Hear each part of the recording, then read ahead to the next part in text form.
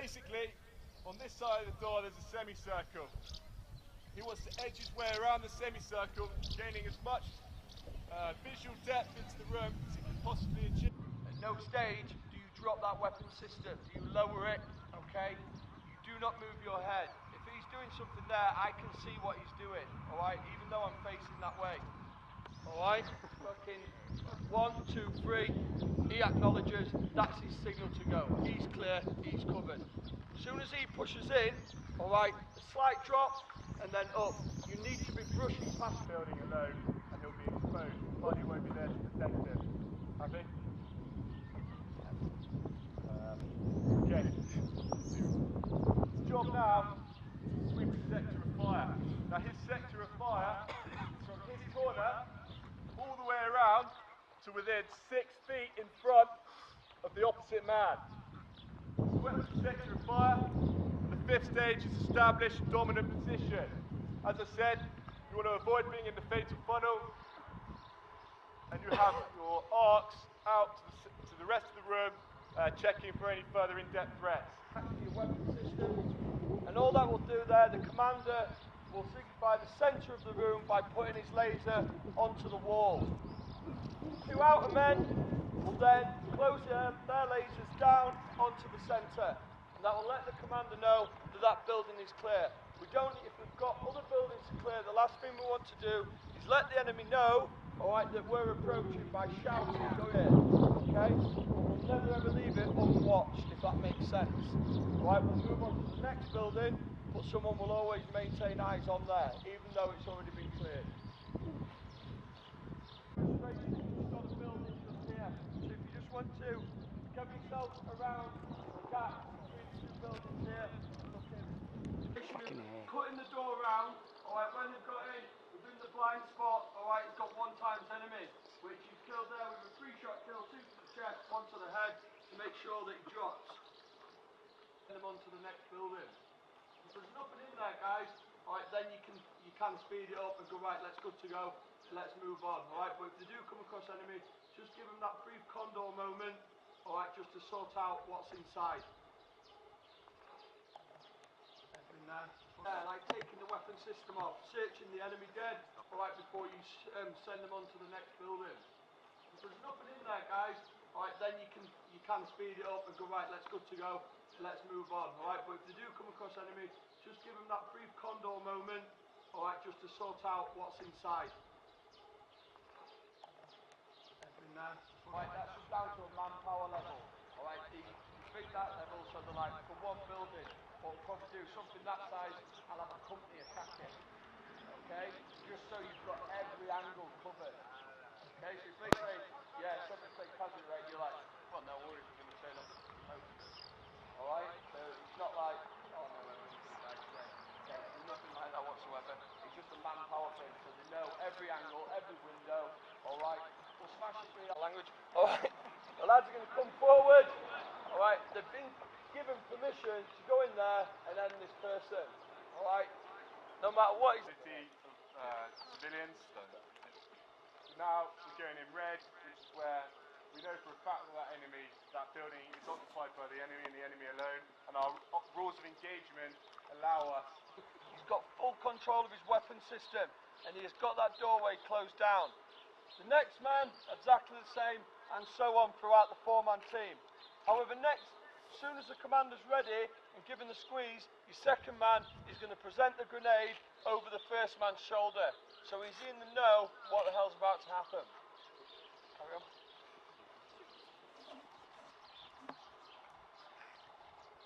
So he presents the grenade over, yeah? He's just then, happy days, I can see that you've got a grenade, and that's going in, and he's going to give a slight nod just to let him know. Once he's done that, the grenade's gone in. Make sure, when throwing the grenade, you don't launch it in as hard as you can. However, it does need to go into the doorway, because the last thing you want, guys, is if you launch it in, it hits something, it bounces out, alright, or additional area that you require. What they found, guys, is that you need to use the grenade to assist you in clearing the immediate area. The immediate area as I said, it's that 6-foot radius around the door. That's your most vulnerable point. If anything is in the way there, it's going to obstruct you.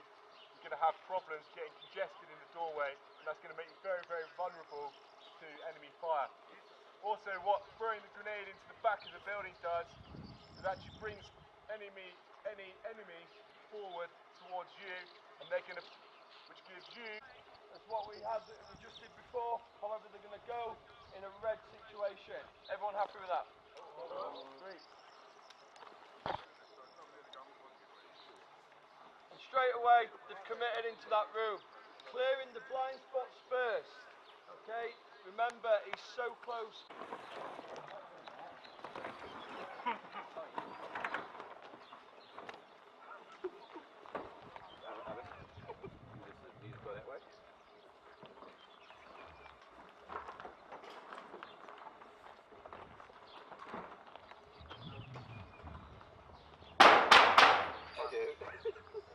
Could you spell your first and last name, please? First name's Sergeant James Taylor.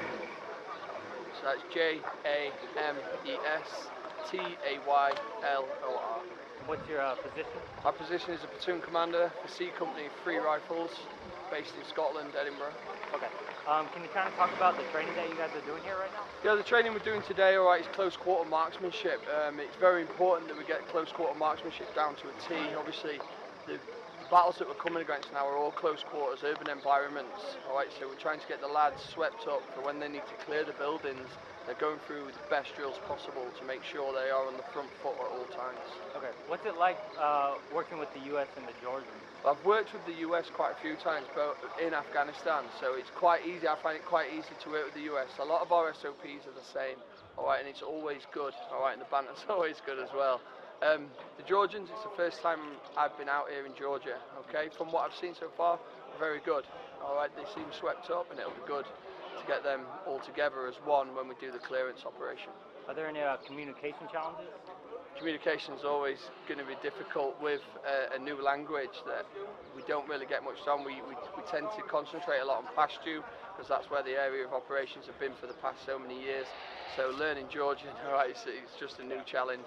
The Brit and Americans will never get that swept up, but no. Yeah, it's all good.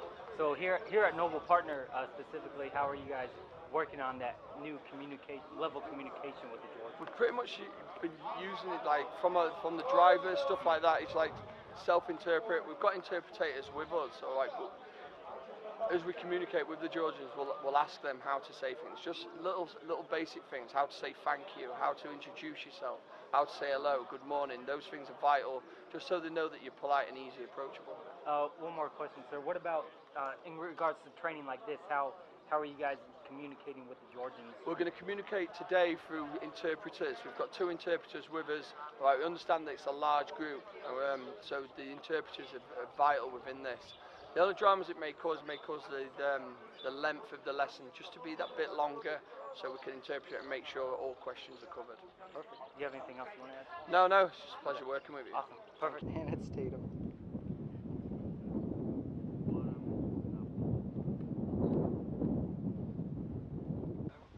Maximum speed is 124.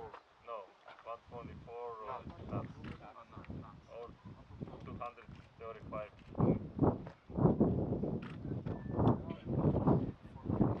Cruise speed is 90 knots. 90 would be your normal. Yeah. Any more?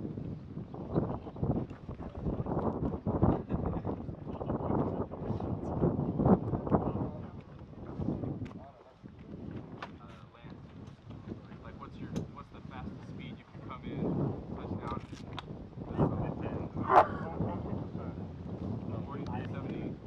It depends on load, air temperature, landing zone, available.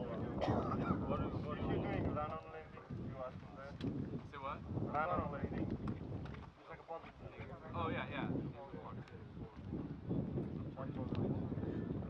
Da, ima sa interesant kosmosa mali šik. Da, mali šik izgleda. To, meri, rano ledik sad. Exactly how it goes. size, you know, maybe I Years ago. clearly. It's okay? Okay. Sorry about my English. But always go to the by the head size. Never take the people from the leg size to the helicopter. Never, because it's safety from the safety brim, you know. And other things. If someone is hardly injured, now it does not have. If he had the special equipment, this one could to carrying six guys. Okay? Questions? It's okay? Everything? Okay, now we can practice one more. It would be like the